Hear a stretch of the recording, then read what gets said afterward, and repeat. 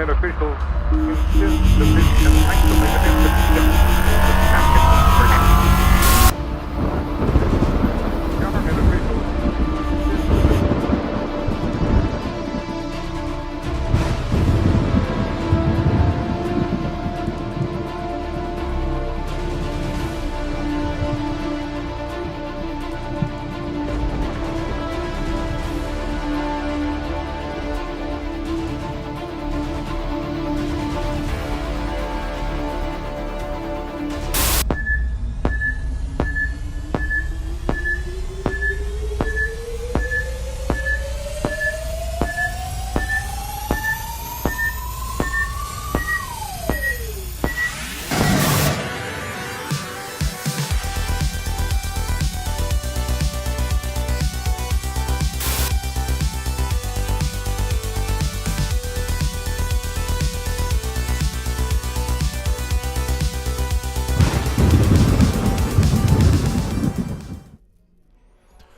Hello and welcome to MBW Live, the Movie Explorer. I'm Michael, and today we're talking about True Lies, released in 1994, and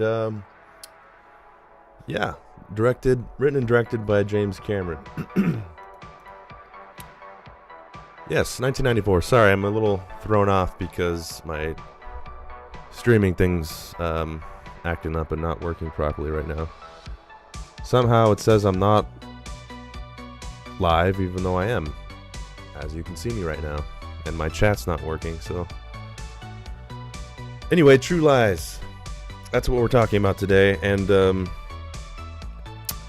when I started this, I said I wanted to make an opening parody skit as often as I could for the movies we're talking about. And the past couple I have, this is the first one in that streak where I'm not, for a couple of reasons, but as a consolation prize, it's the first one that I do a movie watch-along, is what I'd like to call it, with something I just called MBW Movie Watcher. It's basically a YouTube reaction video, but for a movie, True Lies. But in order to, it's YouTube friendly, basically. That's what you have to do. Obviously, I can't play the whole movie and talk about it, even though I'd like to do it properly how I'd want to do it, but you have to show snippets of it, and mostly me talking with, if you've seen any reaction video, it's like that. I mean, you can get away with more with smaller videos and trailers, but for movies you have to do it a specific way, as I found out after much trial and error of uploading it and redoing it and uploading and redoing it until YouTube accepted it and it didn't get blocked. So you can find that. You can find that on my channel. I'll link it in the description below after this also. But yeah, it's my first movie reaction, and that's another thing besides those parody skits that I'm going to be trying to do for most of the movies. I won't do it for all of them, but as many as I can. The next one that I'm talking about, Titanic, I'll definitely be doing one. So you can look forward to that, and probably a parody skit for that one too. But this one I didn't do it, mainly because it would have just been forced. I wasn't, it just wasn't coming to me, like with The Abyss and Terminator 2, and the previous two. I knew exactly what I was going to do, like, without even having to try. True Lies, I was like, I don't know. It's, I mean, part of the reason why it's one of his lesser known or least popular, underrated, if you will, films. I mean, it makes sense. It's just not as iconic as his other movies, but it's vastly underrated, or underappreciated, I should say, because most people that watch it like it, I should say, or that have seen it. But it's just not. I don't know. There's a reason like you haven't seen too many parodies of that. Matter of fact, I tried looking for a single parody of it, and I couldn't find it. For the longest time, you couldn't even get that thing on Blu-ray. It just finally came out on 4K Blu-ray, and I don't think it was never released on regular HD Blu-ray. So that just goes to show. But yeah, I mean, I could have done it. I was thinking of some things, and I was like, well, maybe I'll just do a scene instead of I kind of was doing the whole movie in 3 minutes thing. But I wasn't liking any of it. It would have been forced, and I was like, I'm not going to do that. I won't like it, and it just wasn't worth doing it. And I figured I'm doing the reaction video, so it's something. But now in saying that, it's like, I don't know, I could have done something that was watchable, maybe even funny, but I just wasn't. At the end of the day, my heart wasn't in it, so I didn't do it. So anyway, a little long-winded speech there. Sorry, I'm still thrown off because, I mean, I'm looking at the live right now, and hopefully you are too. Let me just type something in this chat. But my streaming software says I'm not, so I'm very confused. It got screwed up because I tried to do something new and do it a different way because I was getting some error when I was trying to do it to Instagram, and it just fucked it up. So that's great. And I didn't want to restart it because I could mess up the post that was already there. So dang it, there's always something wrong. And I thought this was going to be a little more streamlined because I got a better behind the camera setup going on here. But all right, sorry. On to the movie. Oh my god. Turn this music down. A little too loud, don't you think?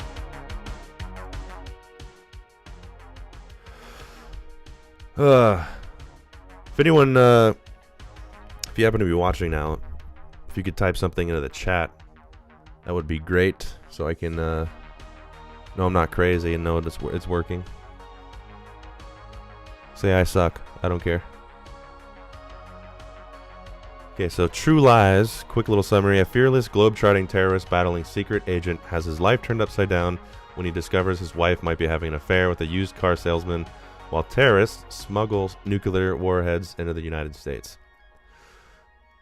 I wouldn't even say I mean, it's missing the whole thing, which is like the heart of the movie, which is the relationship with his wife. Ah, there we go. Jake, I love you too, buddy. So it is working, because, like I said, my streaming shit is fucked up right now. The True Lies. It was nominated for an Oscar. Has Arnold Schwarzenegger in it. Bill Paxton, Jamie Lee Curtis, Tom Arnold. And it was nominated for Best Effects, Visual Effects. Much deserved. I don't know what won that year, but the effects are incredible in that movie. The Harrier jet just looks epic, and the reason it still does to this day is because it wasn't CGI except for the heat effects or whatever, which looks awesome. Like, from my understanding, it was a practical effect that was hung from a crane and shot practically, and then obviously green screen or blue screen, whatever they did to replace the background when that was needed, and then added heat effects and whatever. Oh, well, that's good. And I also apologize, I'm sick right now. If I'm a little nasally, trying to drink medicine, but yeah, so True Lies, it's very underappreciated, and I'll admit I was in that camp. It was always my least favorite Cameron film, and to the extent where I never actually took the time to watch the whole thing. I'd always seen clips, obviously the famous scenes, the Harrier jet, Arnold's one-liner moments, some of the comedy scenes, Jamie Lee Curtis's dance scene, all that stuff. And then I'd seen it, like when it would come on TV or something, I'd watch. I probably 30 minutes was like the max I probably watched at one time. I don't know. I should have gave it a chance a long time ago, because in preparation for this and for the reaction video, I rewatched it twice, and it's just really, it sucks because it's really good. I wish honestly that James Cameron would do a sequel to that, because we all know how good he is at sequels, so you could count on it being better, just straight up better, not even as good, better. Every sequel he makes, I'd say, is better than his original film. Very rare. Maybe one person can say that they did that, with one film, one franchise. He's done it with every single one he's done. Aliens, Terminator, Avatar. I thought The Way of Water was better than Avatar for multiple reasons. I'll get into that when I get to those films. But yeah, I would have loved a sequel to True Lies. It was like if you take Arnold's 80s action movies, Commando, Predator, a lot of awesome ones, but move it up a notch where it's less just him and like saying one-liners and ripping a machine gun, and I mean there's it has all of those things, but it's to a higher level, less of the guys just running out and doing a twist and he's killing like 100 people like in Commando. It's done to a higher level with a more skilled filmmaker, I'd say, and amazing effects and pushing the boundary of that, and comedy. What really surprised me about it was the comedy. It was really fucking funny. It did take some time it took some time for it to pick up, because I will admit in the beginning I was like, okay, well I guess I was right. I'm not really, this is good, well made, I can tell, but I'm like, it's not really my bag. But as soon as he found out that his wife was cheating on him, or not cheating on him, going behind his back with Bill Paxton, it really picked up, and obviously that's when the comedy really started. Tom Arnold has a bunch of moments to shine. Arnold himself, like he's done comedies, and he's you would not think that, but he's actually a very good, in the right sense or setup, a good comedic actor. This film especially, obviously there's like Kindergarten Cop, Jingle All the Way, but I wouldn't even say that's just a ridiculous fun movie. Put the cookie down. But one moment in particular is when and Bill Paxton too, he's R.I.P. He was fantastic in it, very funny. Just like, even the moment where he's talking to Jamie Lee Curtis in the trailer, he's like, you want me to go to Paris? Yeah, and then we're gonna stop over in London. And he does like this smile to the camera, like he just killed it. Hilarious when he's in the car. You get their pilot lit, she can suck start a leaf blower, ass like a 10-year-old boy. He just killed the sleazy car salesman. Yeah, I gotta keep up with this waiter bit. It had so many great shining moments. And anyway, what I was getting to with Arnold is the part where they start breaking into the trailer and he falls on Jamie Lee Curtis. When Schwarzenegger bursts through the door, it does like a zoom in on his face. He's just eyes like this with the mask on. That was epic physical comedy right there. And when it's someone like Arnold doing that, it's just even funnier. I don't know. It's just, I wish they would have done a sequel, honestly, because it really exceeded what I thought my expectations were, and I just wish I wouldn't have slept on it so long, because I was like, man, this is a really great movie. And like all of his movies, I wish I would have seen it in theaters. The only movies I've been able to see are Avatar and The Way of Water. I've missed all of his other awesome films, so anyone who was old enough to see those, you're lucky. I wish those would get re-released so I can experience somewhat of that.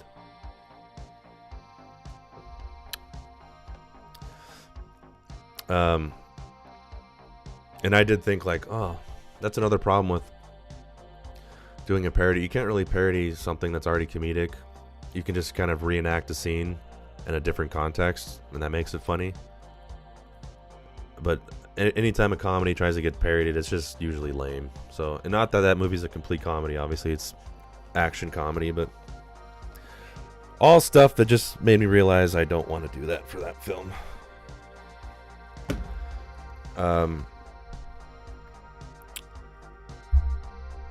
Yeah, it's just like I wish they would have done another one. That's all I can say about it. I mean, or at least that he did more action movies of that level with made in that skill set with comedy, because it was great. It was awesome.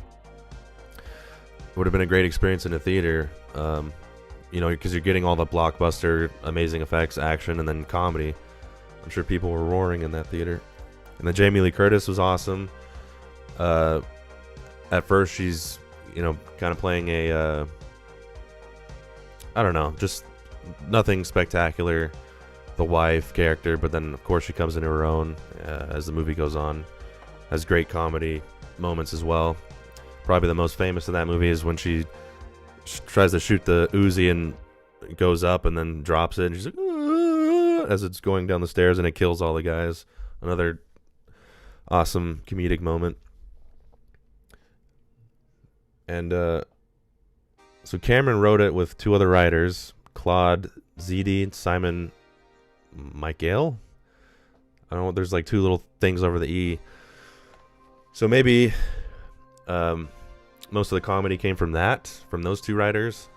Just because if you look at his other films, there might be a couple moments, but nothing like True Lies. He's not really someone you think of comedy, James Cameron. So their contributions could not be more appreciated. And Tia Carrere's in it, plays sort of the woman villain. The only thing I remember her from is Wayne's World. I can't think of anything else she's been in, but she was good in it too. The main villain, played by Malik. I mean, he's naturally balding, but the fact that he's balding, that's always a good trait of a villain. He was great in the role. He had his own little comedic moments with his eyes, and a little more on the nose, kind of buffoon type, like when he sees the Harrier jet, Arnold going under the crane, he, you know, does that kind of thing, which is a little more on the nose, goofy.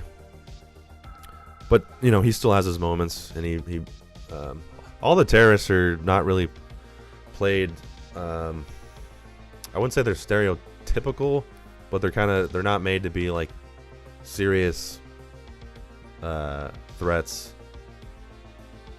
Although the bathroom scene, I guess, I mean, it's not vicious, like they're not portrayed as vicious, I should say. But the bathroom scene, I just think it's funny. They go in there with like machine guns, and he's doing it on purpose. He's leading him into the bathroom, but the guy goes to the mirror. He does like the most menacing, evil, like, I'm just combing my hair.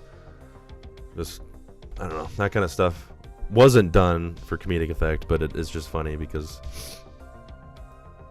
very subtle, man, very subtle.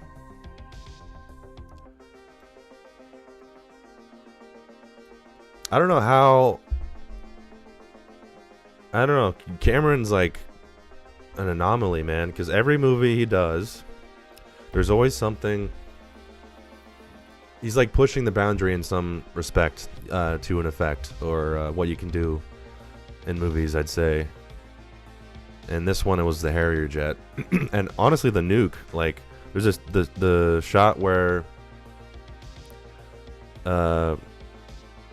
it's Arnold rescues his wife. And just a reminder, if you haven't noticed already, I don't give a shit about spoilers. The whole point of this is we're exploring it, having seen the movie, and going, diving deeper. Or I guess if you don't care about spoilers. I'm not someone who normally cares. Like, sometimes I watch stuff about movies that totally give it away. I don't care. Like, if you care, then watch this later. But anyway, they're kissing after he rescues her from the helicopter. Which is I don't know if it's, I wouldn't say it was on purpose funny, but the bridge is out. It's just funny because of Arnold's accent. A lot of the stuff he says is funny just because of his accent, the way he says it, and he's so like earnest in it when he's saying this stuff. But gotta keep going on a million tangents. So they kiss and the nuke goes off in the background. Epic shot. And it I noticed a thing in that is they cover their eyes, and that could have been easily like a movie thing that they ignore, because you if you don't cover your eyes and you witness a nuke that's not that far away, it can blind you, or worse. And so that was a nice little thing where they cover their eyes. People in the background cover their eyes. But that shot in general looked awesome too. A lot of amazing stunts. The stunt before that where he pulls her out when the car goes over the bridge from the helicopter, awesome stunt. And speaking of stunts, the stunt doubles get a lot of screen time in this movie. I think Arnold's stunt doubles, like in the movie, half as long as he is, where it's just he's running at the camera and it's like clearly not Arnold. Very brazen. Like I guess they're assuming like it's 1994. They weren't thinking ahead or something. But even in a movie theater, you should be able to tell that, especially on a gigantic screen. Just very clearly not Arnold in so many shots. It was just kind of funny. So it's almost like those parody movies where they purposely do that, where it's a fight scene starts and it's like this buff black dude who's supposed to be a girl, you know, where they purposely do that.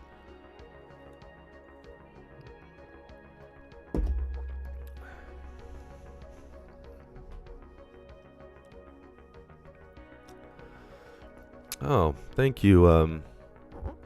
I can't read your tag right now, but from Discord, I'll go ahead and do that. I appreciate that, man. Thank you. All I can see is like the screen that you can see with the little text because my chat's offline. But thank you.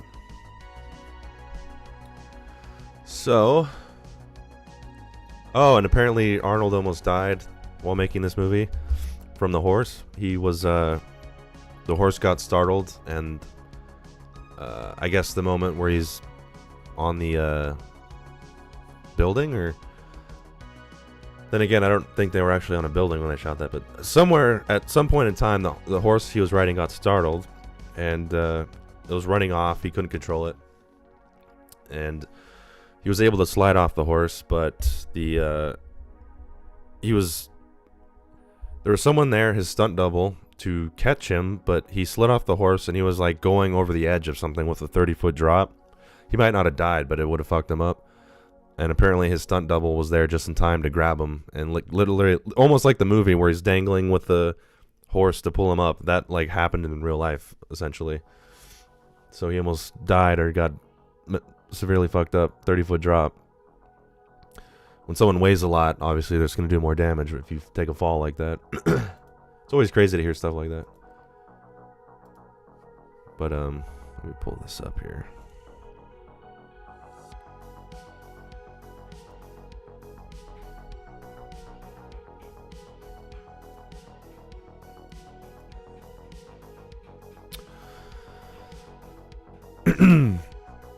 Sorry, there was something trying to jumpstart my memory here. Every time, like I said, there's always some problem when I'm doing this. And it always frazzles me where I'm like, I have all these things and I'm like, my brain gets fried when that stuff happens. And I'm like, damn it, what was the thing I was going to talk about? I have some things I'm going to show a little bit later.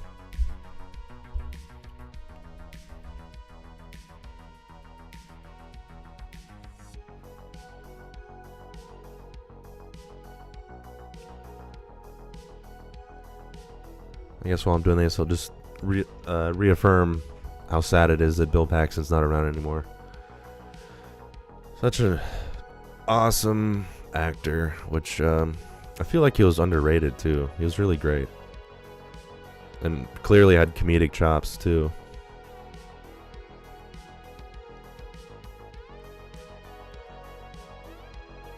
Even in Titanic, the next film I'm talking about, I feel like his role, like he was great in that role. He was perfect as that character. And he's got in the cut scene in Titanic, I'm sure I'm going to mention this again when I do that, but the heart of the ocean, when Rose drops it, there's the cut scene where before she does that, and the reason why they cut is because it's like kind of cheesy, because she literally tells him like, there's things more important, or love is the real treasure, or whatever she says. Or you value the wrong kind of treasure or something like that. And she lets him hold it before she drops it. And like, just, you could really, he acted the shit out of that basically, where you can really feel like how much that meant to him. And when she drops it, he kind of does this like great look. It's just one of the moments of that film that, unfortunately for him, because that was a great moment for him, I don't know. It's just more of how underappreciated I think he was. He was great in Tombstone, obviously. And I can't wait to get into that movie. That's my favorite Western. I don't know when the hell I'm going to do that, because that's... I'm trying to do categories and doing the James Cameron saga right now, but really excited for that. I really love that film.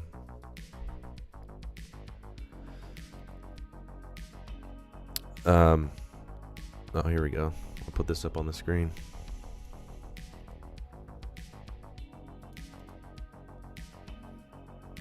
Arnold Schwarzenegger said, "This was the film I was meant for." I would agree, buddy. That literally exactly meant for you, because it was a film you would make. Like I said before, in the 80s. I think this is a little... Let me adjust this. Like blowing out the mic here. Yeah, it was meant for you, because it's just like someone made one of your 80s action movies, but in the 90s, elevated it, and added a bunch of crafted comedy into it. It was literally made for you.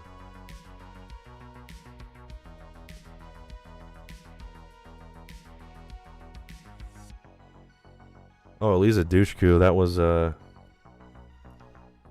apparently she was molested or something by the stunt coordinator.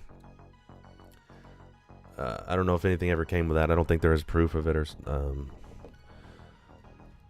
don't know why she'd lie about that. The stunt coordinator, especially, it's not. It'd be understandable if she's like, James Cameron did it, but like the stunt coordinator, he probably did it. But I know her from Bring It On. Yes, I've seen Bring It On, the cheerleading movie, many times. Mainly because my wife now, that's literally like her favorite movie, but even before that I'd seen it a bunch. It was always on. And I don't know, nostalgic. But obviously she's in that and Wrong Turn and a bunch of movies. I don't know, I've always liked her. Or The New Guy too. Not that that's something we're talking about, but freaking Kevin Smith, Jay and Silent Bob Strike Back, I think. I don't know, she's got like just that uniqueness to her where she stands out. I don't know if that's her look or her vibe or both.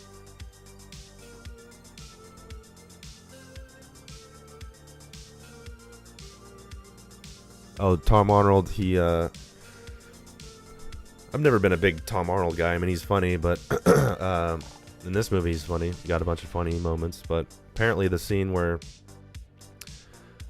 Arnold's character first finds out, and he's like, which is good, seeing Arnold like depressingly walk, just crushed, and he's like, "Hey man, what's wrong with you?" And he's like, "She's cheating on me." And there's like this long pause, and he smiles, and he's like, God, I'm paraphrasing. Literally just watched this the other day, and I'm already forgetting exactly what he says, but welcome to the club, buddy, or something. And I don't know, he's got a bunch of funny moments. He's like, "Oh, so she wants to bang this guy for a little while. Who cares?" Or, God, I'm terrible at remembering these short-term things. I literally just watched the movie, but he's just got a lot of great comedic moments. The part where they're in the car, and he's like, I'm cleaner than a preacher's sheets. I'm blah blah blah," and he gets cut off, and he's like, "Well, what about the time that you missed a knot because you're getting a blowjob or something?" He's like, "You knew about that?" "All right, so you're gonna want to take J Street. It's quicker." He's just got a bunch of great moments, and apparently that line where he's like, "Yeah, my ex-wife, she took the ice cube trays from the freezer. What kind of sick bitch takes the ice cube trays from the freezer?" Apparently that actually happened to him with his ex-wife, Roseanne Barr, where she took the ice cube trays out of the freezer. It's an interesting little nugget.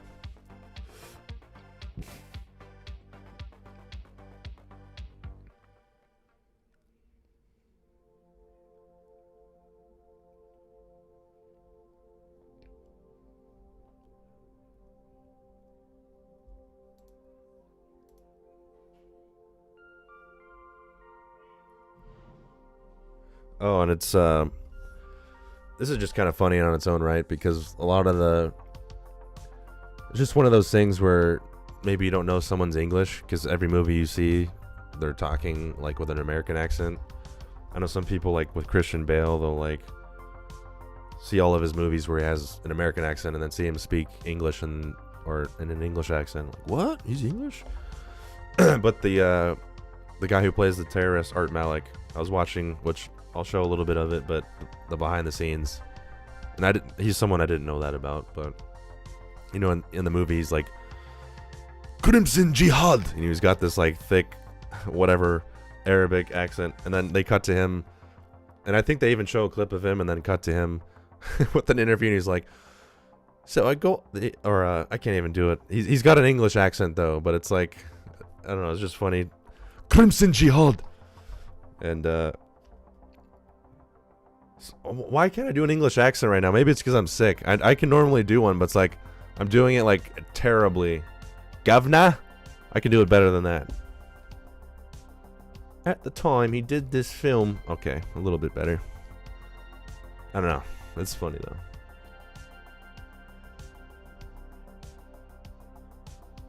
Even I don't know, the moment where he's like, they will take us seriously, Crimson Jihad, and then the camera runs out of the battery. It's kind of a weird moment, because I don't know if that was entirely done for comedic effect, because it's not like hilarious, but it's just kind of interesting where it's, because I just think of it like they should have took it a little bit farther if it was meant to really be like, oh, this is a little comedic moment. Like he says like battery Aziz or whatever it is in Arabic, I'm assuming, and he comes up to him and he's like, I forget what he does to him, but like that would have been a moment if you're like really wanted to focus on the comedy, like, did you not charge it? I told you to charge it before we left. You know, something. That's what my brain goes to when I see that. But obviously, they didn't do that in the movie. Just the fact that it totally was not necessary, essentially, is what I'm saying. And it wasn't that funny. So it's just interesting that was included, that the camera battery dies while they're recording the terrorist video or whatever. Jamie Lee Curtis began a rigorous fitness routine to prepare for this role. Well, clearly shows. Yeah, you're in for a Jamie Lee Curtis surprise in this movie if you're not aware. Yeah, she's got a good body in this movie, and she's got the moves.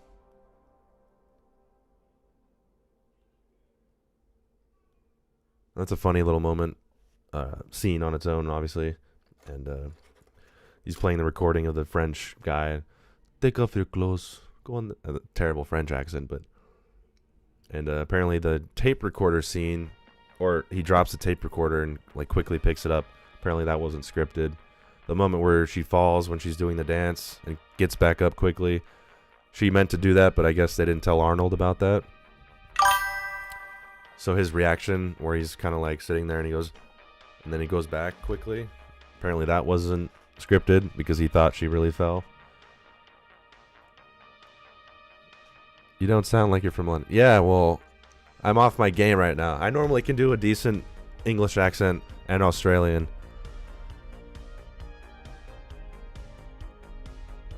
Like raw. Oh my god, I'm not even gonna do it right now. I'm out of it. My nose. I'm blaming it on my nose. I'm also good at making accents terrible on purpose. Or not on purpose, but the room style accent where it's so bad it's funny, I guess. So bad it's good. But I was able to test my Australian accent to people from Australia back when I did Uber a couple times, and I got their stamp of approval, so take that how you will. My main problem with it is I'm not trained in it, so like I can do certain words and sentences really well, and then a certain word that I'm terrible at, you know, I'll be doing the accent and then it's just like normal voice just kills the whole thing.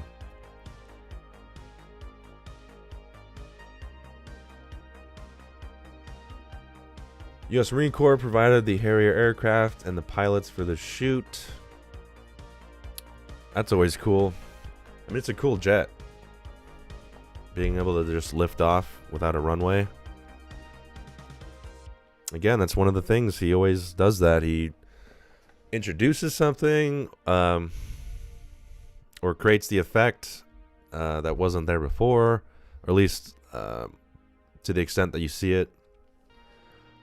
He likes to highlight technologies. Clearly has a fascination with the military and weapons. Almost all of his films, even Titanic, there's one handgun in it. Avatar, obviously, had tons of fun, I'm sure, approving designs for all the military stuff you see in that movie, the walkers and all that. Clearly has an affinity for that. So you can be an environmentalist and a proponent for the Second Amendment. I don't see how you could love that and not be for the Second Amendment. I'm sure he's got all kinds of guns. If you ask him in an interview, though, he might just brush that off. It's not so cool in Hollywood nowadays.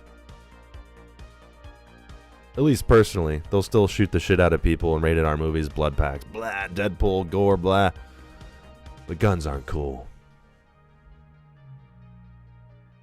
Oh, John Wick, obviously. What are they, John Wick 6 now? We're just murdering like hundreds of people.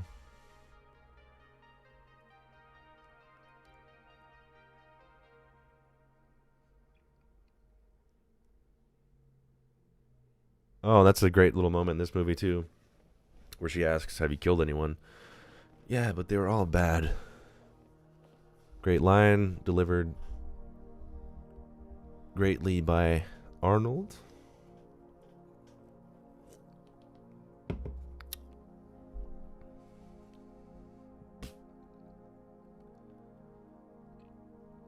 James Cameron got ideas for the movie by watching MTV with the sound off. That's interesting. I will say that True Lies, it feels like James Cameron was like watching Arnold, you know, with his career in the 80s, having made Terminator and Terminator 2 with him. And those action movies, and been like, I want to make an action movie like that with Arnold. Except I want to bring my tone to it, some awesome effects, and throw some comedy in it. That's really what True Lies feels like. That's exactly what he did. Cameron and Schwarzenegger go hand in hand together. I'm really curious though how, because they haven't worked together since then. Sorry. I'm curious what he thought about that. Like working with Arnold when he's not playing a cyborg. Like, was he completely satisfied with it? I don't know. We'll never know. Because that is the thing with Arnold. He's great, very entertaining. Even a good actor, depending on the role.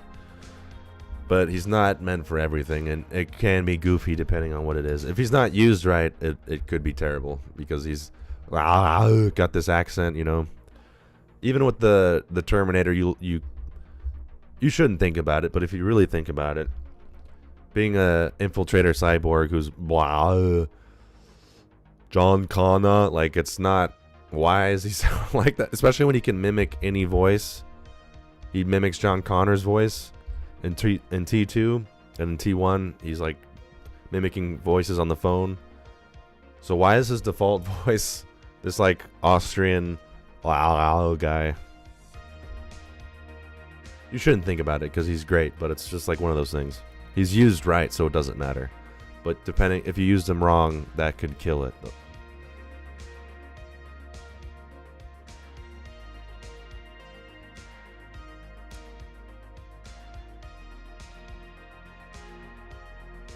And I think it's interesting that,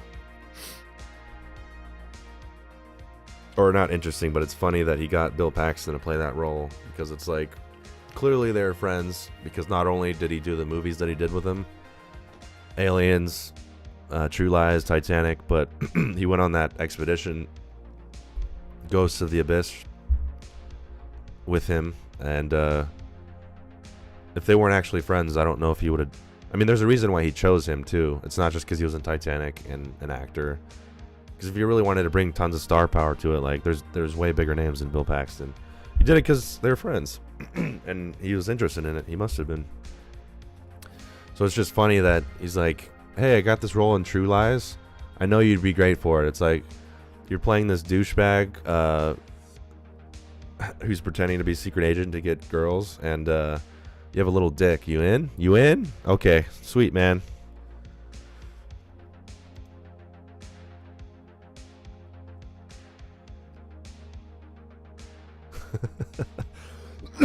Clearly he knew he could murder it because he did.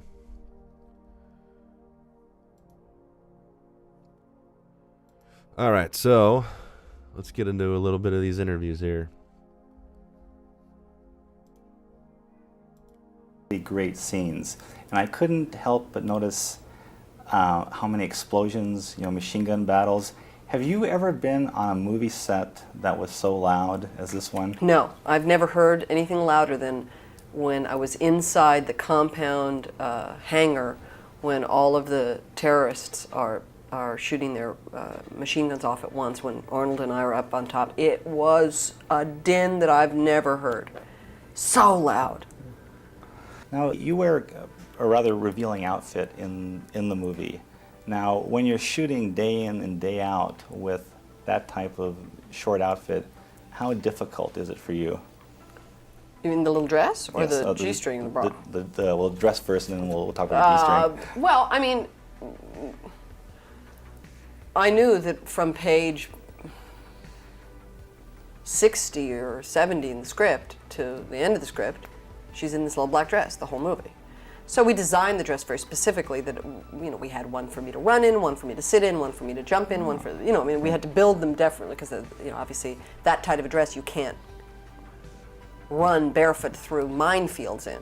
But it was fun. I mean, it was just, what's fun is that idea that you're kind of captured at a time when it's most inconvenient. And one final question, because I feel compelled to ask you about the G-string scene. How does the crew treat you on a day like that? Because I know that scene wasn't easy for you to shoot. Let me get into the G-string. Well, it's never easy for was you it to shoot. tight? Anytime you're Was the G-string exposing tight? yourself in Tell a me. vulnerable way, in a physical way, you're exposing yourself. You're exposing something to a group of people. And I have a sense of humor about anything I do. It's the way I get through my life. It's the way I get through my work. So I think I just walked on the set the first day. The way that guy worded that was fucking funny. Okay, let's I got some check questions me out about now. the G-string and scene. And I, lifted my leg up over on the bed, and I kind of grinded the bedpost and said, okay, we're there, we're fine, everybody's seen this, now let's just do the work. I wouldn't even call that the G-string scene. Okay, great. All right. I think somebody dropped a camera lens when I licked the bedpost, when that was, they were not expecting that, but other than that, they left me alone. They're very sweet, Jim, I've always been fascinated about scenes that are in movie trailers but don't wind up in the final film. Now, we talked in Terminator... I always get busted on this. We talked in Terminator 2 about the Michael Biehn scenes. Right. I'm watching last night, I'm thinking, I don't see Charlton Heston say, I got Mr. my best President, friend. I got one of my best men inside. Michael Actually, the Biehn reason we scenes. took that out is because it was... Wait. Well, we took a lot of stuff out for one. He just said that... I gotta look up some Terminator 2 trailers. He just said the T2 scenes with Michael Biehn in the trailer that wasn't in the movie. I've never heard of that. Anyone out there ever heard of that? Is there some trailer that they released back then that... I gotta do some searching, man. I've never seen that. Unless they literally just took it from Terminator to say, Terminator, here is Kyle Reese. But if they shot some scenes with Michael Biehn, I haven't heard that, so they probably just pulled it from Terminator. I had to cut about, I think, 12 minutes out of the picture just to get it to a length where the pace was fast enough that people stayed up. You notice at the screening how they were laughing or they were cheering every 30, 40 seconds, something like that. It kept a sense of excitement going all the way through the movie. When the film was long, you didn't quite have that. It hadn't quite ignited yet. So that's one of the things that fell by the wayside. Okay. But is Heston great, though? Who can play Arnold's boss? Yeah. Who's more intimidating than he is? What kind of presence does he have when he comes to the that was Charlton set? Heston's role. Was On cool. you Short and but the cool. crew. You're talking about Charlton? Got any hard data? Not what you would call rock hard. Yeah, but speaking of he's talking about the runtime. All of his movies have this like rolling sense of the best way I can describe it is like a roller coaster. Like his movies have waves. It comes in waves, the story. Like there'll be like a peak. Oh my god, sorry. Told you I'm getting sick. There'll be a peak of action and height of suspense and whatever, and then it'll go back down. And it'll go back up. But it's like, it's not just because that's a normal thing to like, oh, build people up, have a moment, back down. Build it up again, have a moment. That's a normal thing, but the way he does it, it's like almost to the point where the movie could end. Obviously, everything in the movie is not always tied up like in True Lies. Specifically, I'm talking about the part where he saves his wife, the nuke goes off, they kiss. That's like a typical ending moment for a movie. Obviously, there's stuff that isn't tied up in the movie, like the terrorists and stuff. But that's like an ending moment. And then he jumps in the Harrier jet and goes to save his daughter, blows up the terrorists, you'll fired, all that stuff. Then the movie's still going. There's the family scene where they're 1 year later, they get a call and they're on a mission again. A call back to the beginning. And his wife's with them, and they run into Bill Paxton in the great scene. Yeah, I gotta keep up the waiter bit, and then they run into him. So it's just like it keeps going in these ups and down waves, and Aliens is like that. They're escaping. They go to the ship. She goes back for Newt, brings her up. The aliens queen follows them. They escape. Oh, the movie could end like that. They escaped, but no, the queen's there. There's another battle with the queen. It's like all of his movies have these like layers. Terminator 2. Let me unfreeze my brain right now. But Terminator 2 has a little bit of that too. Avatar has that. Titanic's a little different. But I don't know. It just goes to show his like the way he crafts these experiences, because that's what they are. If there's any filmmaker where it's like you have to see their movie in the theater, Quentin Tarantino would like to say, yeah, that's him. All my movies are meant for the theater, and maybe they are. I'd say James Cameron is the number one person you want to see his movies in the theater, because they're just perfectly crafted for that. They're experiences. They're not just movies. They're not just films. It's like a trifecta of all three of those things. And not many filmmakers can say that. I mean, I don't know. What's the thing with Cameron and the chord that he has with the audience, to where whatever he makes, people eat it up, and it's not just like some cheap fodder like TikTok, where it's like this brain-sucking thing that these dopamine hit videos that suck people up. It's like they're not hollow. There's a core to them, and they still resonate with a lot of people. That's really hard to do. I mean, it's really hard to do. I can't even imagine. And it's not like a one-off thing. He's done it multiple times. Every movie he makes, essentially. It's crazy. He should be in like the Filmmakers Hall of Fame. You don't have to love everything he does, and like you could say, oh, they're not that great, but I mean, the fucking numbers speak for themselves. And really, like, I'm biased. I'm a huge Cameron fan. He's probably my favorite filmmaker. But I can still zoom out and be like, his films are actually good. Like, they're not, and there's, like I said, there's a core to them. There's a heart to them.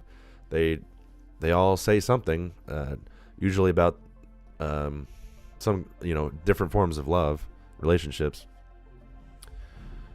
But, yeah, his films aren't hollow. I mean, people will love to throw Avatar out there like, oh, it's just Fern Gully and Pocahontas and with blue aliens, but it's just a universal story, I'd say, and there's different interpretations of it, but or Chuck, as he made me call him. He worked on the film for one day, and it was the single best shooting day I've ever had. He is the most consummately professional actor I've ever worked with. He was there for everything. He came with ideas. He didn't lock in on them. He did the bit. He knew the lines. He was there for every bit of off-screen for all the other actors. And he was just absolutely the most charming, professional guy I've ever worked with. You also, and I've worked with some pretty cool people, you know. So there, okay. so there is something to be said for the old school of of acting, of how it's done. Now, you worked with the military on this film. Mm-hmm. Now, your reputation, you have a reputation of a big budget filmmaker. You have Arnold Schwarzenegger. They have the big budgets. The military has the big budgets. Great action scenes out in the white stuff. Now, how difficult was it to shoot those sequences? It is extremely difficult to shoot any snow sequence, especially at night, because first of all you have to go up 0 temperatures where people are freezing on my face and stuff like that. It's very challenging to do that, but then it looks great. It looks different. And 3 or 4 different horses used for the stunts that had different abilities. How jazzed are they about being in an Arnold Schwarzenegger film? And did you get some offers about going up for a quick spin around Florida at all? Well, we did. I mean, we flew with it. We flew with this in a simulator also, where we did the actual piloting of the. Heston have when he walks in on all the people around him? Oh, I have a lot of respect for him. You know, it was it was funny to see Arnold kind of. We were all kind of like kids, you know, and listened. He told a lot of stories and. You know, you hear one thing, you know, the guy's politics and, you know, the gun stuff and all this stuff and, you know, censorship. And then you meet him and, you know, he's a great guy. And then I thought to myself, well, you know, he thinks the same way that my grandpa thinks, or my parents. So, you know, it's not so strange. But he was a wonderful guy. I love the van you were in, and I couldn't help but notice in the beginning when you're twirling all those dials. Yes. Now, how much of that stuff actually worked in there? Well, I think it worked. It all worked until I started twirling the dials. But there was a lot of working stuff in there, and you know, several times. He's kind of like, yeah, Arnold's great. Yeah. So any other questions, man? I didn't know stuff was actual working stuff, and it was, and you know, we had to fix it. And you spent a lot of time with Arnold sitting in cars. Now, what did you two talk about in between takes? We talked about Coke and yeah, there's how great Coke is in True Lies, and James Cameron's awesome. And then ice cube chews out of the freezer, ice cube trays. That was a real story, and I brought it to the movie.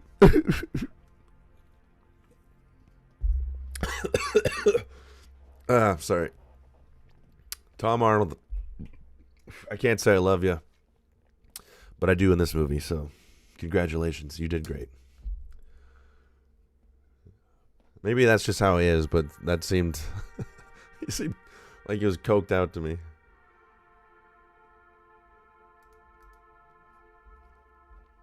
I'll just play some snippets of this just because I like the way that they introduce this with, and they use Jamie Lee Curtis. I think there's music in it, so I got to be careful. Hi, I'm Jamie Lee Curtis, and the plane you see behind me is a United States Marine Corps Harrier jet that's used in my latest movie. Quick little pause, because that's part of the way you get around that. Not always, but I mean, this is freaking cool. They have it in the behind the scenes, the Harrier jet prop. Lies. Oh, don't want that. Incredible effort and witness some of the magic that went into the making of True Lies.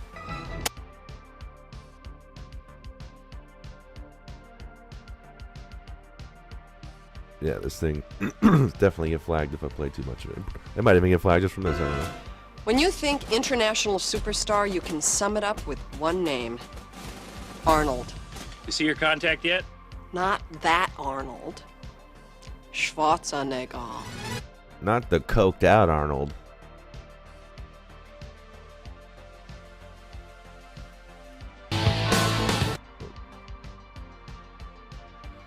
Oh yeah, I thought this was interesting, that this little scene, just because it reminded me of Total Recall, which apparently was like one of the first CGI scenes or something, when it just rendered him going through the X-ray machine.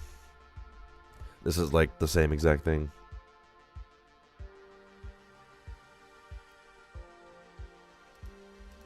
action-adventure comedy? Well, certainly the cast and crew play important roles, but before any of that, you need to start at the beginning with a great story and memorable characters.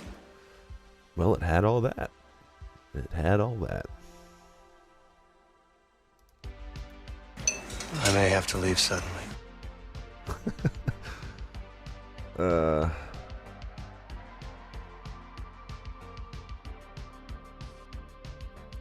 Sorry, I have to be careful in what I show on this.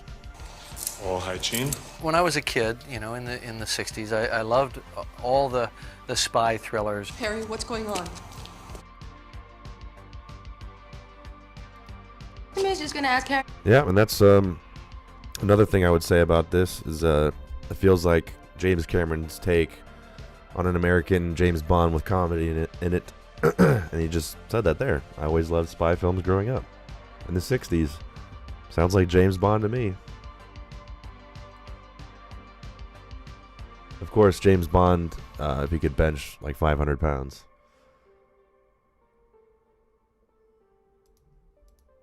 Or coordination on a set, than putting together a dangerous stunt or action sequence.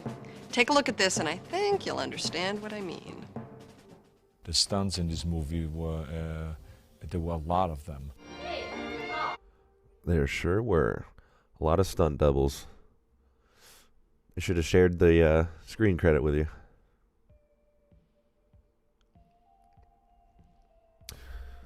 So, all this to say that True Lies is a vastly underappreciated action comedy Cameron film that deserves some more love.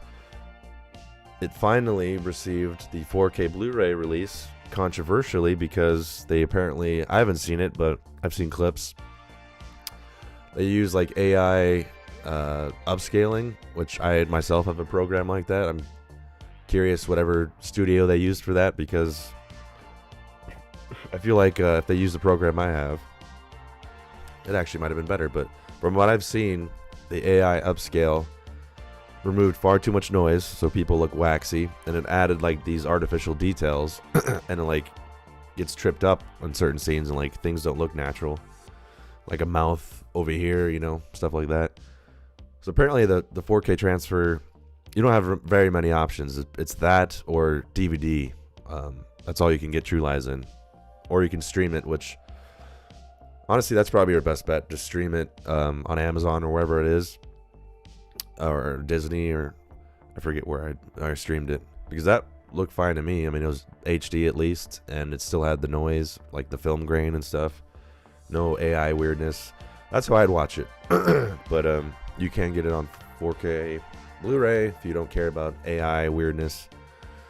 But yeah, it just goes to show how underrated it is, because it didn't even have a Blu-ray release. It's people forgot about it, which is sad, because it's really well made, very entertaining, awesome action scenes, awesome comedy, well worth a watch. And I used to think it was my least favorite Cameron film, not even having seen the full movie. I was totally wrong.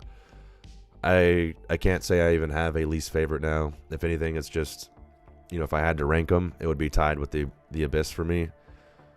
But you know, before I could easily say, True Lies, that's, you know, I can't say that now, because I actually really like the film. It's really entertaining, and yeah, it's definitely a movie I could watch every now and again. And I didn't think that was going to be the case. I thought it was going to be, I don't know, reaffirming my belief that it was my least favorite. I was totally wrong.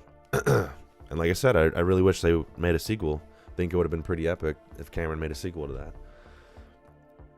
A little too late now, but it's sucks. So if you haven't seen it, definitely watch it right now. And if you have seen it, give it another watch. It's well worth your time. And I'm glad that I did this, because it finally got me to see it. And yeah, like I said, at the beginning of this, my heart wasn't in making the movie parody opening. But that could always change. Any movie that I talk about on here, I could always revisit. So maybe at that point, I don't know. maybe I'll have a change of heart and I'll actually do it. But if you want to see my movie reaction to it, which is the closest thing we could do to a watch along, you can find it on my channel. I'll also link it here once we're done here, which is going to be very soon. And that'll be a thing going forward. My next exploration is going to be on Titanic. And it's going to be sometime in January. I'm going to take a little break because of the holidays. Except for tomorrow. I'm doing a special Christmas episode. I think it's tomorrow. It potentially could be Christmas Day night. Probably not. Probably tomorrow. But that is on the table. A special Christmas episode on what's the best Christmas movie. It's going to be a surprise. I'm going to reveal it tomorrow when we talk about it. And yeah, we'll talk about Christmas movies in general, but mainly the one that I think is the best Christmas movie. Go ahead and take your guesses. You can leave it on the comment in the video. It's scheduled. It's up there if you want. And yeah, thanks for joining me. I know this is even for me, watching something for an hour can be long. So I fully expect people to, tune in for 10, 15, 20, 30 minutes max. Go do something else, come back to it. The video is always going to be here. But if you join me at any time while I'm doing this, I thank you. I appreciate it. Got much more to come. And thanks for watching. You can expect big things. I love True Lies. I was wrong about it. I think there's a thing. Oh my God, my sickness is taking over my brain right now. So I think there's the only thing. I can't even speak. This is on the record now because this is going to be available on my channel. I was sick and fucked up and talking about True Lies. Only one thing left to say, other than I hate being sick. That's it, man. Game over, man. Game over. What the fuck are we gonna do now? What are we gonna do?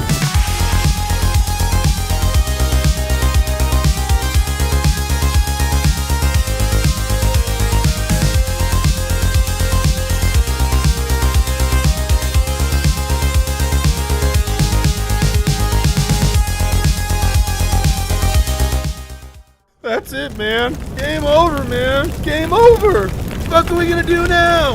What are we gonna do?